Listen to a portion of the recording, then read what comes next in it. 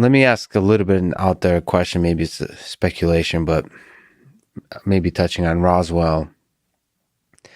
Do you think it's possible that there is out of this world aircraft or beings that are in the possession of one of the governments on this earth, like the U.S. government? Is it possible?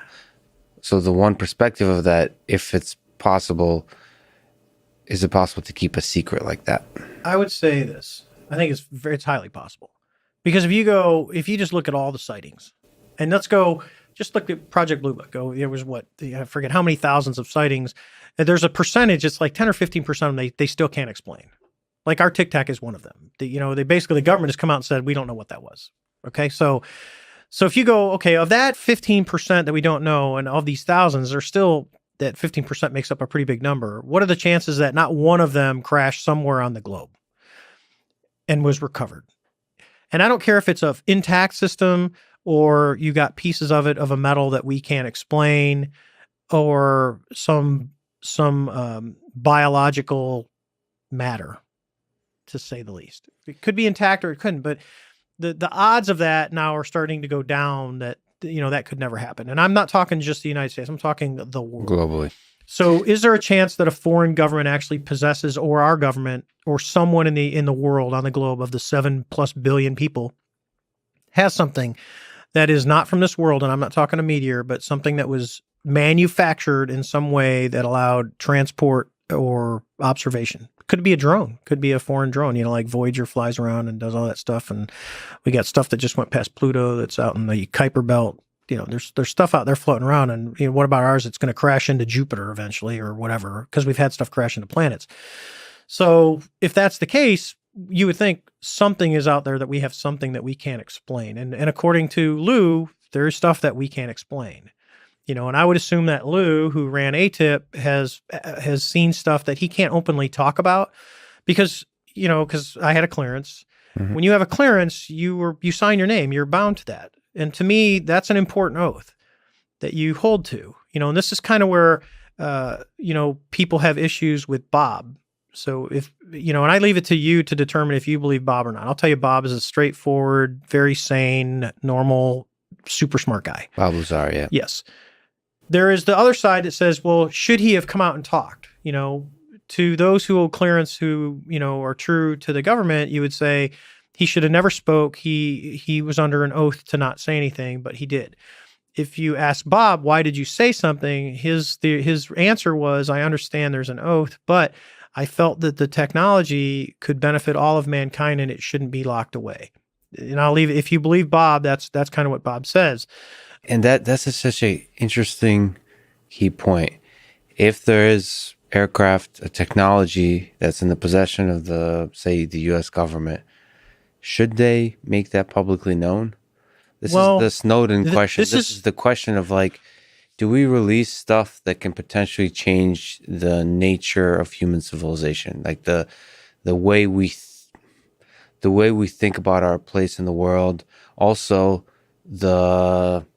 if that technology is potentially useful for military applications, the nature of military conflict, should we release that information or not, if you were the government?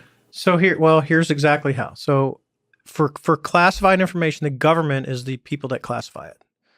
So I can't look at something and go, oh my God, this Avion bottle is now top secret. I don't have the authority, the ability, or anyone to do that. That's up to the government. And I agree with that because I worked for the government for 24 years of my life. So I understand that. But now there's reasons stuff is classified, okay? And it has to do with sometimes information is classified by how it was obtained.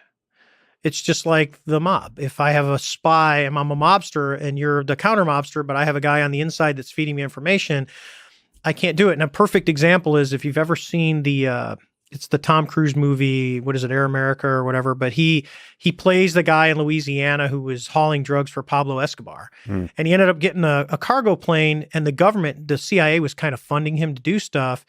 That's how he got hooked up with Pablo, but they put cameras on his airplane. And when Reagan had come out and said, here's pictures, we have proof that they're running these drugs, It didn't take Pablo long to figure out those pictures were taken from inside of the plane of this guy he had been working with, and that guy ends up dead. Does that make sense? Yeah. So you classify to protect the source. You classify to protect the technology, because if the technology would get out, it could be grave damage, or there's levels depending on if it's a secret or top secret.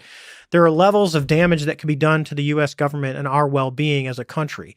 And we owe it to this because we're all Americans. To me, no matter what some people will say, even in this country, this is the greatest country on the planet. Yeah. This is the only country that you have the ability to do what you want to do. It's just don't be lazy. And I have stories of people that came over here and started with nothing, and they're living the American dream. And they'll tell you, and they didn't get it because of, like you came over here from Russia, you get no minority status or anything else. You're a white Anglo-Saxon, Protestant, whatever your religion, but you come over here. I kind of knew that from the last one, but you come over here, you basically have made yourself. Yeah. You're educated. You're working at literally the top research university in the world, to be honest. I can do whatever the hell I can create with a lot of hard work. I can do quite a and no one gave it to you. No. So I mean, people. I'm a believer that we are a community, so there is a social aspect to it, but the freedom and the American dream is a real thing. And I joke about being Russian, but I'm an American, and I do believe, the greatest country on earth. So there's a reason the nationalist pride, the pride in your nation, is a powerful thing. And around that, this secrecy holds value. But to me, alien technology is bigger than that. I mean, it's not so much a threat as you're holding back something that could inspire the world, human knowledge. So let's talk in theory. So I'm going to go back to Bob, because I've talked to Bob. So Bob is a propulsion guy. Right. Bob has a bicycle with a rocket motor. He built the rocket car, so he did that. So if you are trying to figure out a propulsion system, let's just say this is Dave's theory. Yeah. I have custody of this thing from a technology that I don't understand. And I know it's a propulsion system. So now I got to figure it out. Right. So who are you going to go to? Right. You go find someone. So you go, wait, here's a guy who at the time was working at Los Alamos, which they have proven, who is big into propulsion. He designs all this. He builds his shit in his garage. Hey, he's super smart. Why don't we bring him in? So you hire him on a contract and you go, hey, we're going to brief you into a program. And he goes and works on wherever he says he worked. That's not important, but you get access to the technology to try and figure it out. And then you go, well, Bob comes out and says, we're figuring out these things, but there's a part where our technology isn't advanced enough for us to figure the whole thing out. So then, and let's just say Bob doesn't come out and tell anyone. He works on it until he gets to the point where he's stagnated. He's at a wall. You go, I can't do it. So sometimes the best thing is to bring in a fresh mind. So you go find someone else who's into propulsion, you bring him in, they work, they can't figure it out, or they get to the point where, kind of back to the Einstein theory, where, hey, I've got all these theories on how it works, but we don't have the technology. We haven't advanced enough to actually do what we need to do. We still have to advance technology more. So then what do? You shelve it. You go, hey, good, project's over, end the contract. You shelf it, and you wait another 10 years. And you wait another 10 years until technology and our abilities and our research advances more. And then you go find new people to bring in that are experts in that field and go, hey, we want you to work on this thing. And here's what we know about it so far. Yeah. Or you don't tell them anything, because remember, if you reveal someone else's research, you can taint their beliefs. They'll start to sway in that direction. So you go, I'm not going to tell you anything. I'm going to give you this thing. And now you tell me what you think. And as they progress, if they get stuck on a problem that maybe Bob and someone else solved earlier, you can go, hey, what about this? You don't have to tell them where it came from. What about this? And now they can leapfrog and they get another 2 steps closer to the final answer. And then we get stuck by our evolution of technology and you shelve it again. Do you think that's the right way to do it? Because it's heartbreaking. I love government, but we just had this discussion about Elon and so on. The alternative approach is to release this to the world and say there's a mystery here. And then the Elons of the world, the Jeff Bezos, we talked about money, but it's also not just money. It's like this engine that's within, we talked about the American dream, to say, I'm going to be the one that cracks this mystery open. And like, that's within a lot of us. And like, money aside, people in their garage just will. But you're thinking like a scientist. So now let's shift to, let me think like a country. So we have country A, B, and C. And you can look at the nuclear arms race. So we know that Germany was really close. We know that Russia was getting pretty close. Yeah. We just won the race, and we were the first ones with it. Yeah. And still to this day, Germany could have won. They could have won. They could have won, but someone was smart enough to not finish the equation when they knew they had the answer. It is literally what it comes down to. Someone was smart enough to realize if that got into the hands of the Nazis, that would be the end. And that's a tough call to do that, knowing that you have the answer and you can't solve the problem because it will go into the wrong hand. And that's kind of the fear when you look at this. You go, okay, so if we do this, if we put it out there, we've got this technology. If we don't work on it kind of International Space Station, like where we're all going to work on it together in a, like Antarctica is really supposed to be treaty free from any weapons or anything. We're supposed to, we got the international thing down there. We're all going to work together. If you did it in the confines of that and you could control the flow in and out, because what you don't want is someone stealing information and getting it back to where, and countries are notorious to do this.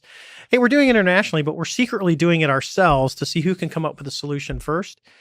That's the problem, because we have this inherent thing of power, and technology like that is power. It would literally change the game of the way the world operates, and from not just a transportation or mankind, but from a military aspect, it's got huge. Yeah. So beautifully presented. And I feel like there's a tension between those two places, the scientist view of the world and the national security view of the world. Let me get to this kind of interesting point, which is a lot of conspiracy theorists kind of paint a picture of government as a hierarchical system that's exceptionally competent and good at hiding secrets. And then, I tend to not subscribe to almost any conspiracy theory, to the degree, at least, that the conspiracy theorists do. I agree with you. But there does seem to be, and I tend to think of government as, unfortunately, incompetent, at least the bureaucracy. It seems that the communication, like the 3 videos that were released, and just the way DOD in general talks about the things we've been talking about, it's just confused. It's contradictory. It's not inspiring. It's suspicious. It's just not, even the way they release the videos. The Tic Tac, if presented correctly, could just inspire a generation of scientists. It's like us going to the moon. It's inspiring. It's incredible. Yep.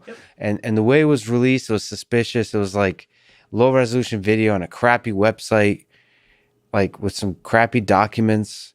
And why? I don't know how to ask this question, but can government do better? Why are they doing it this way in terms of communicating the things they do know to the public? Because I don't think they know how. Especially in this topic, it's been hidden for so many years. And I don't think, because I don't buy off on the conspiracy stuff. I just think that, when it comes in, like I said, the government has a right to classify stuff. They classify everything because they don't know. You have something, you don't know what it is, you don't know. So we just go, well, it must be top secret, and let's put it in a vault. It's kind of like the Indiana Jones, where they take the Ark and they put it it's in the giant army warehouse. We don't even know what we have. So, but I also believe that, and I'll say this openly, I don't think that the American people need to know everything. I think there's a reason that stuff is classified for the protection of this country.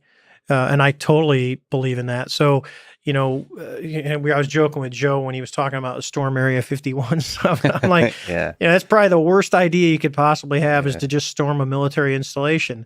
It's just stupid. Yeah. There are reasons that we have things that we don't just let out to the public, because if we do, as soon as you do let someone know that you have something, they immediately try to counter it. And perfect example. The U.S. in the 60s developed a bomber. It was a Mach 3 compression lift bomber called the XB-70. Okay, there was 3 of them built, 3 of them ever built. It was a like 60,000 foot high, Mach 3. I mean, it was an incredible airplane when you see it. And there's actually the last one remaining is in Dayton, Ohio at the museum. It would go, the wingtips would fold down. It looks like a Concorde, but it's way faster. When that got out that we were developing it, the Soviet Union developed the MiG-25, literally a high altitude interceptor to counter that bomber. And they built an entire fleet of MiG-25s, right? We built 3 XB-70s and we scrapped the program, right? Because now you go, well, the technology is cool. We proved it, but now it becomes obsolete. So it's not even worth building a whole fleet of these things. It's constant. It's a chess game. We do something, they do something. We do something, they do something, and we do something, and then they counter it. You got to figure out how to defeat it. So you go, oh, we'll build something. So the more we keep quiet, especially from a defense standpoint, the better. Personally, I think we talk too much, and I think the military and the DoD is starting to see that, we're too open. You announce, hey, we're building this because there's a budget line, and we live in a free society. But you don't have to release all the specs, and you don't have to put everything in open source. But that's a problem when we go to the universities. If we want to go do work with MIT and you want to partner with MIT and you're a defense company and you want to partner, you guys have a rule that if you create it, then it can be open source because the university owns it and we are an institution of learning. Yep. Where the defense side might go, we don't really want that published in a paper in Scientific America or it's so IEEE. heartbreaking. I talked to CTO of Lockheed, Keiko Jackson, and just skunkworks. Some of the best, if not the best, engineering and science, but engineering really ever is done in secrecy, and it sucks because it's so inspiring, and they can't talk about it. It is, but some of it's due to funding. The U.S. government has deep pockets. Some of this new technology that you develop for an open source, goes back to the original conversation. There's enough money in the private sector that individuals control. Yeah. Bezos, I'm not talking Amazon. I'm talking Jeff Bezos. A single individual. Is worth over $100 billion. He has the ability to do stuff. I'll tell you what, the Gates Foundation between Bill Gates and his wife and Warren Buffett and some of the other money, because I think Bezos's ex-wife actually donated a huge chunk of her half into the Gates Foundation. Yeah. So, what's the Gates Foundation worth these days? And these are guys, brilliant. Some of the greatest minds that we have to go, what are they doing? Because they have the ability it's a nonprofit. They can go, hey, I want to fund this. I want to fund this research. They can look beyond the conflict between nations. You can look beyond the conflict of having to have, classification. You can do what you want. It's just like, we classify how to do, the whole nuclear, how to create a critical mass, right?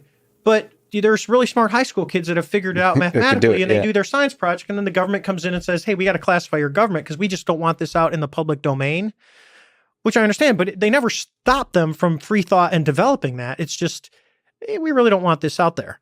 Okay, so I understand that. I totally understand that. But if they, if Bill and Melinda want to do this and go, hey, we want to do this, and they're going to work with Bezos and they're going to work with Elon, and we're going to, you think about it. There's a significant amount of money that could be available to R&D. And I'm not talking just science like this. I'm talking medical research and all this. But then you go, well, who gets it? Because now you're competing against the companies that actually do it. And you go, are they the greatest minds? I'd say, we have a tendency to go, these are the best that we have. And I'd say, well, no, that's the best that we know we have. But there's probably people out there that don't want to work. There's brilliant minds that don't want to do anything with defense because they just disagree with what it does. So they go to another path. They go do something else. And that, in a sense, like the Elons of the world, the Jeff Bezos, are actually, in a certain sense, much better than DoD at finding the brilliant, weird minds out there. Because they're not tied to the government. So when you work a government contract, the government writes, they tell you what they want, and then they work with you on the requirements. And they usually have an end in mean. They have an idea that this is what I want it to be. Where if you go to like SpaceX, where, they come up with, why don't we just land these things on a pad and reuse them? Yeah. Well, if the government scientist, if you're on a government contract, says, no, that's not the requirements, we're not paying for that, we want you to do this, you're kind of controlled. Or when Elon does it, his company, they can do whatever the hell they want to do because they have no bounds. The only bounds they have is the liability if it doesn't work and it lands on something. So what do? You go out to Kwajalein and you test it. And if it crashes and it lands in the ocean, hey, we clean it up. No big deal. We lost some money, but we'll move on.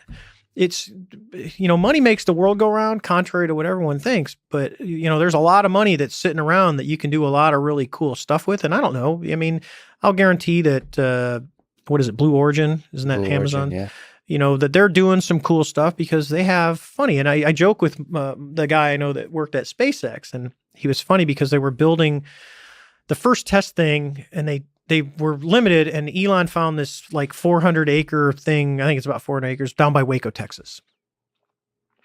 And he's like, I go, how? He goes, dude, I worked with, because he's done government contract. He goes, there's government contract, and then there's working at SpaceX with Elon money. And that's what he refers to it as, is Elon money, where it was like, I'll throw them. And he would throw the money at it and make it happen. And I'm talking this fast. Yeah. I mean, he has a great story about this. I mean, this is Elon. This is how fast you can do in the private sector, vice the government, where there's the bureaucracy is. They had a company that was basically a tool and die machine shop that did a lot of their high precision parts for the rockets. Mm-hmm.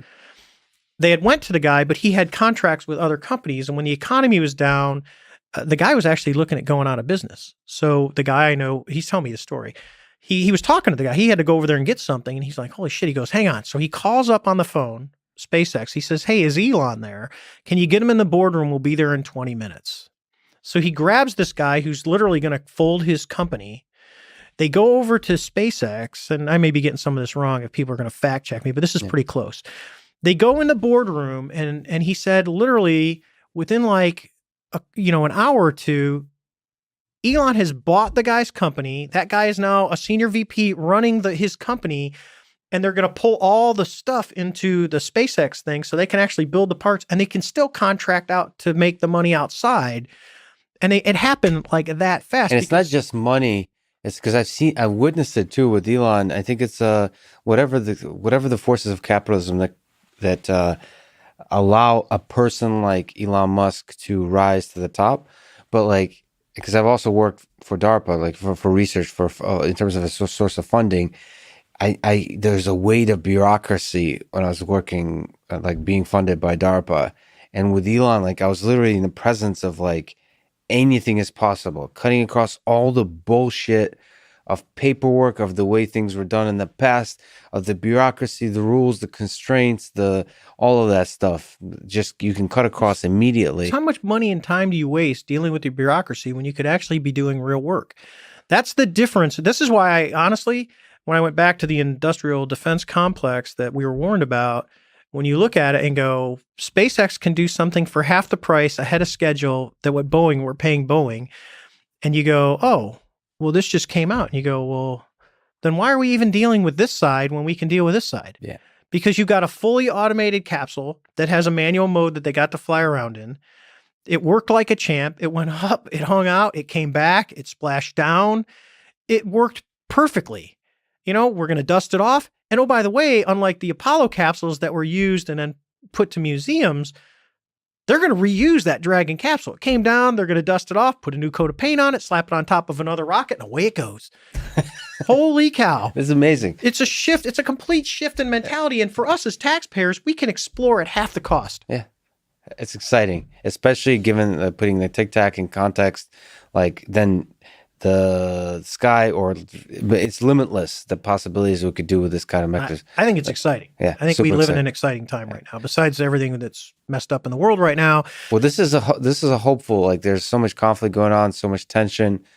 That's to me, space exploration at the moment is a reason to get up in the morning and have a hope for the future, to look up to the sky. And we're humans. We can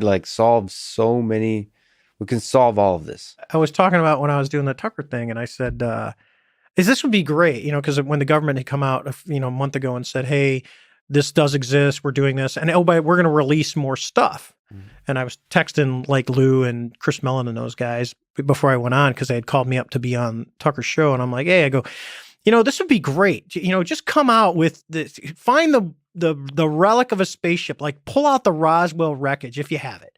Pull out the Roswell wreckage and do it. God, it would be so nice to not have to deal with the riots in the cities, and I mean, I know it's an election year and all that, but God, it would be something. It would be refreshing to not have to turn on my TV and see everything that is just depressing in the world. To be, holy cow, we actually do have this, and we're working on this technology. Yeah, imagine if there is a Roswell aircraft and they pull it out. Imagine the innovation that happens in the next 10 to 20 years without any more information than that. Just the innovation that happens, the look on Elon Musk's face, the look on Jeff Bezos's face, and all the brilliant engineers. It would change the game. It would change the game. It would change the game completely.